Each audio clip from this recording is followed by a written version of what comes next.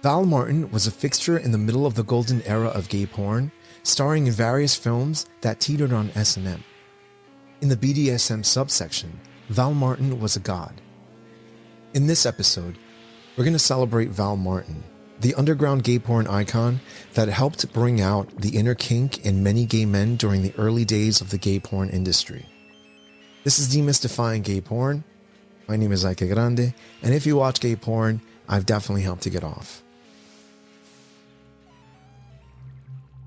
Before we continue, I want to quickly remind you to help this channel by clicking the subscribe button and selecting the bell icon for notifications to see more content like this. Thank you.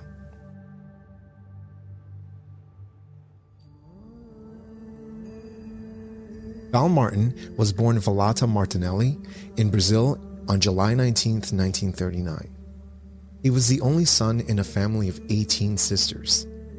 Martin married at the age of 14 and had 2 sons.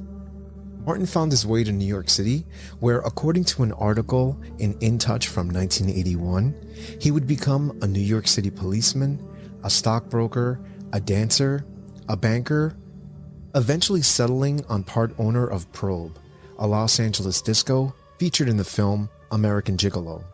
While casting for his film Born to Raise Hell, Roger Earl discovered Martin at a leather bar and approached him about being the star. Earl knew he had the perfect look for the part. When Earl finally worked up the nerve to approach Martin, he gave him his card and they set up a phone call for the following morning. Martin agreed and began his porn career, helping to support his 18 siblings and 2 kids back home in South America.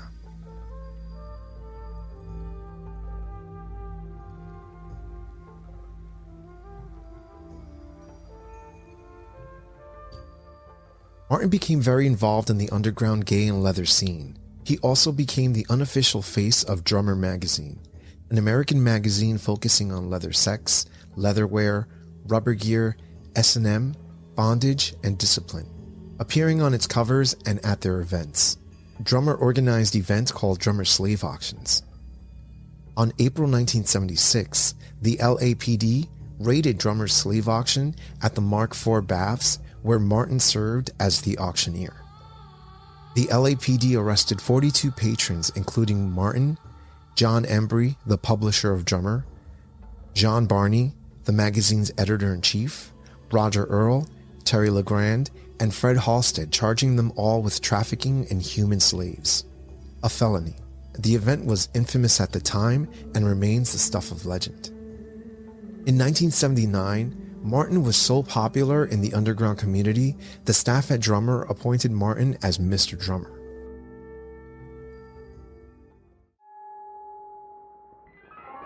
Martin would go on to appear in a handful of other films, most notably working with Fred Halstead in Sex Tool and later with Wakefield Poole in his film Moving, where he would fist Casey Donovan.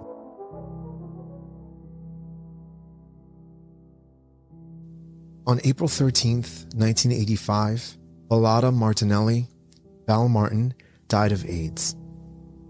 His friend and filmmaker Roger Earl made a patch on the AIDS quilt in his memory and called Martin a leatherman and a gentleman. While Martin was not the classically handsome look that dominated early porn, he was a treasure to men in sub-communities of the gay underground.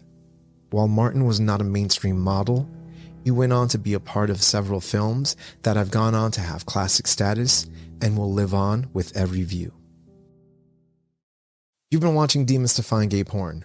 I'm your host, Ike Grande. Demystifying Gay Porn can be found on every podcast directory as well as YouTube. Demystifying Gay Porn is on Twitter, Instagram, Facebook, Telegram, Discord. And if you like what you're watching and want to be a part of the process, head over to patreon.com/demystifyinggayporn, where you can help support this channel and I can continue making content like this. Once again, this is Demystifying Gay Porn. My name is Ike Grande, and if you watch gay porn, I've definitely helped to get off. Cheers.